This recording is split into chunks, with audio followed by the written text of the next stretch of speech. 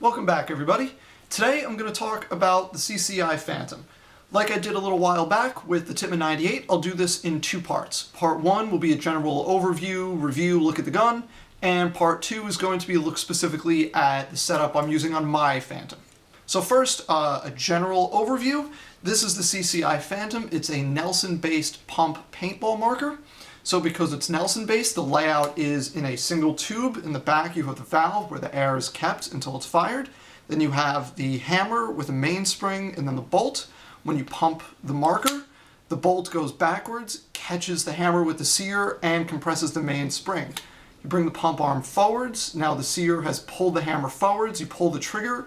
That releases the sear. The hammer goes backwards, strikes the valve, opens the valve, and the air flows out through the power tube to propel your paintball. This is an extremely simple and reliable design. There are only a handful of parts, moving or not. You take this whole thing apart, it takes about a minute, and you could lay out all the parts on a desk and it wouldn't even take up that much space. Very easy to work with, and if you ever need to replace something, it's a very simple process. Now this CCI Phantom is a little bit different than most of the ones you might see out there. That's because the CCI Phantom is one of the most customizable paintball markers available today. Basically every part can be replaced with a different part if you want to change what you get from the factory. It has proprietary barrel threads. The stock barrels that come with CCI Phantoms are extremely high quality. You can get them in a number of lengths, 6 inches, 8 inches, 11, 14, and then some even bigger ones, 16 or 18, I think, with detachable muzzle brakes if you want to go for the long sniper kind of paintball marker thing. The bore is very smooth, but they're very large bore. I think they're 691, so you might have problems with rollouts or efficiency, paint to barrel match. And if that's important to you, then what a lot of people do is they have their barrels bored for freak inserts, or they buy a freak bored stock barrel. So you have the back part is bored for the freak insert, the front part is the larger diameter, so it's a nice kind of two-step barrel. And that's a nice cheap solution. There are also Phantom threaded barrels out there. Lapco makes Phantom threaded barrels. You can get Smart Parts freak backs or GOG freak backs, whatever they are now. And you can also have what I have here, the Deadly Wind freak barrels you can get in Phantom threading, and those are very nice. Stock, the Phantom comes with a simple plastic overcocking pump kit. What that means is the pump handle sits around the barrel, and the barrel basically acts as a big guide rod for the pump kit. There are also, as I have here, a number of aftermarket undercocking pump kits. CCI makes their own. A few years ago, Wevo came out with one that was fairly highly regarded, even though it has a smaller pump handle. It was still a nice kit. This one is a Rainman undercocking pump kit, and probably the most sought after are not made anymore, but they're the Punisher pump kits. Especially the dual rod ones are extremely nice, and if you can find them, they're about $100 to $150, but those are probably the nicest pump kits out there for the CCI Phantom. Now, as far as the air setup goes, again, you can have it any way you want it. I have mine set up with this kind of unusual side-regulated vertical configuration that I'll talk about more in the specific look at this marker.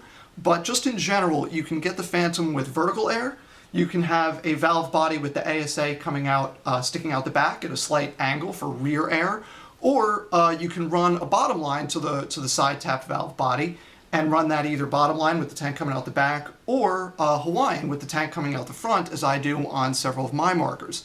And then, of course, you can run the Phantom 12 grams in stock class configuration. So you could put a 12-gram changer in your vertical ASA, you can put it out the rear ASA, or you can put it on the bottom line, or Hawaiian ASA. And finally, CCI actually makes a 12-gram dropout valve body. So it's a dropout changer integrated with a valve body that just sits in the back as one piece. And that's very nice, and actually, because of the low volume, gets you extremely high efficiency. And those are all made by CCI specifically for the Phantom. You can also find aftermarket valve bodies, for instance, that have been bobbed. And what we mean by that is instead of having this full valve here, you cut it down, right? It's cut down to maybe a half or even a quarter of the length so that you're devolumizing it, and that gets you more efficiency with 12 grams. If you're playing open class and you're going to be using the auto trigger a lot, then you'll have pretty bad shoot down with a bobbed valve. But if you're playing stock class and efficiency is more important than rate of fire, you can go with a bobbed valve. I've seen them so small they barely go past the end of the frame here, and that'll get you much, much better efficiency. If you're playing stock class on a stock Phantom out of the box,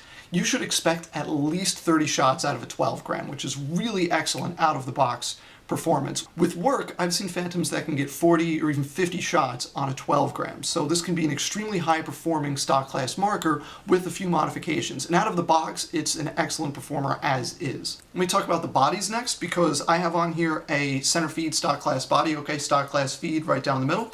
You can also get stock class bodies in right and left offset feeds, and you can get open class bodies for use with a hopper. You can get that center feed, right or left. As far as stock class tubes go, CCI makes the original stock class feed has a plastic feed block that you could use cram and jam style, just jam a tube in there, or they had an aluminum tube that would thread into it, and you could play with a 10 or 15 round stock class tube. Now they make an all aluminum one-piece feed very similar to this one. I haven't gotten to see it or try it out, but it looks really nice. And then finally, the grips. You have lots of options as far as the grips. This part, the trigger group of the Phantom, accepts grips via, I think it's an M16 style kind of screw right in here. It's just one screw that holds these grips on. So you can take any number of grips. They make 45 blocks for them. They have M16 grips, are one of the options you can get from CCI. This is a Pockmeyer Vindicator grip, which is not manufactured anymore. Very hard to find, but extremely comfortable. And there are a number of other options out there. CCI makes an 86-degree frame. There are a couple people that make the vertical 90-degree frames, which are very comfortable. So once again, you have lots of options.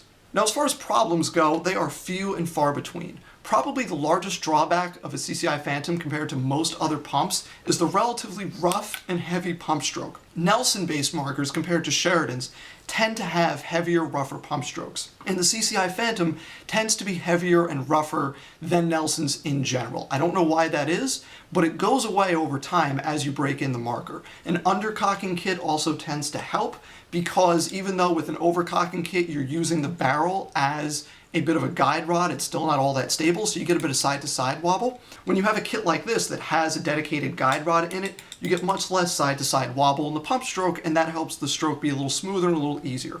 But partially, it's a matter of breaking it in, and after a year or two of use, it's much less rough than it is out of the box. The other major problem, as I mentioned earlier, is the very large bore barrel that you get out of the box. And it's a very nice barrel, but you're playing pump, so you might suffer from rollouts. One solution that CCI offers are Detent Rings, which are a set of 4 little rings that you put in the breech before you screw the barrel in. And those rings are tighter than the inner diameter of the barrel, and that should prevent paint from rolling out. Other solutions, though, people have done the old nail polish trick. You put just a little bit of nail polish in the inside of the barrel to form a little bump to keep the paint balls from going through. And then there are some more sophisticated options, like what I have here. This body actually has the Detent Mod. I forget who does it, but it involves 2 little O-rings that just protrude a little bit into the breech, and those 2 O-rings, 1, prevent double feeds, and 2, prevent rollouts. So that's a nice solution, very simple, very elegant solution to the problem of having that large barrel. And of course, using a barrel with a free kit will prevent rollouts. So lots of different ways to go about solving that problem. But those few problems aside, there really are very few downsides to this marker. It's light, it's efficient, I think it's very ergonomic. I really like the way it shoulders, even though I don't, whatever. It's simple, it's reliable, it's a great choice for an entry-level, mid-level, or even extremely high-level, high-performing stock class pump. Thanks for listening. Check out part 2 when I talk specifically about this marker.